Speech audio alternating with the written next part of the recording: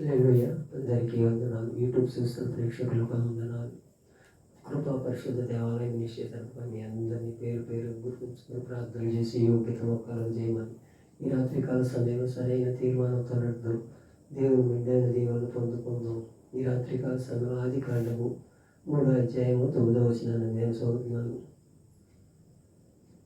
ఆ సర్పము మీరు సావనే సావరు, ఎలయనగా మీరు వాటి తిని దినమా మీ కన్నులు తెరవబడటయు మీరు మంచి చెడ్డలు ఎరిగిన వారి వలె దేవతల వలె ఉందిరని దేవునికి తెలియనని స్త్రీతో చెప్పగా స్త్రీ మోసపోయింది. మొదటి నుంచి కూడా మనల్ని సర్పం రూపంగానో లేదా సాతాన్ రూపంగానో మనం మోసపరుస్తున్నానే ఉంటున్నారు. అందరూ కూడా మనం అలాంటి వాటిగా ఉంటున్నాం.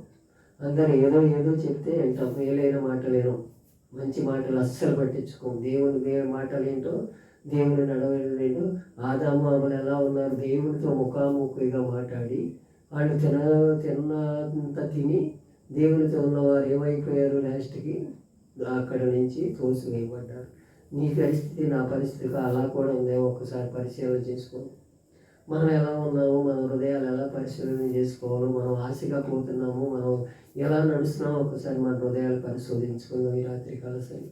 ఆదాము అవ్వలు కూడా అక్కడి నుంచి ఏదైనా తోట నుంచి తోసివేయబడి మనల్ని కూడా అలా తోసివేయబడకుండా చూసుకోవాలని దేవుడు కోరుకుంటున్నాడు. నిన్ను నన్ను కూడా నువ్వు ఎలాంటి స్థితిలో ఉన్నావు ఒక్కసారి జ్ఞాపకం చేసుకో.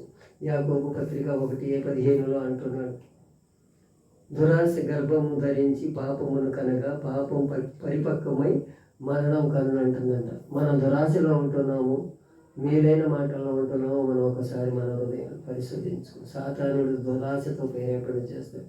యేసు ప్రభుల వారు కూడా ఆయన ఎన్నో శోధించాడు. ఈ రాళ్ళు రొట్టెలు ఏదో తినమని, నేను ఇక్కడి నుంచి చూపించి ఇదంతా నాదే, నేను ఇస్తాను నా ఊపితే అని ఎన్నో చూపించాడు. అయినా సరే వాక్యంతో జవాబు చెప్పాడు.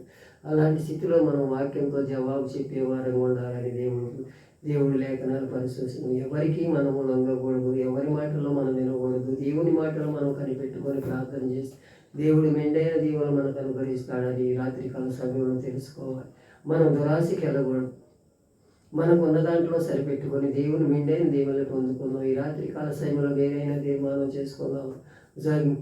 అవ్వమంటుంది, నన్ను సర్పము మోసపుచ్చింది. ఆదాము ఏమంటున్నాడు, నువ్వు నాకు ఇచ్చావే భార్య, ఆ భార్య మోసం చేసింది. ఒకరి మీద ఒకరు సాకులు చెప్పుకున్నారు తప్ప మోసాన్ని ఎవరు కూడా నేను మోసపడ్డాను, నేను మోసపోయానని తెలుసుకోనట్లు అలాంటి స్థితిలో ఉంటున్నారు అందరూ కూడా. నేను మోసపోయాను, నా అంతరికి నేను మోసపోయానని అనుకోవట్లేదు. వాళ్ళు తీర్చారు, వాళ్ళు మాట్లాడారు, వాళ్ళతో నేను కలిసిపోయాను అంటారు.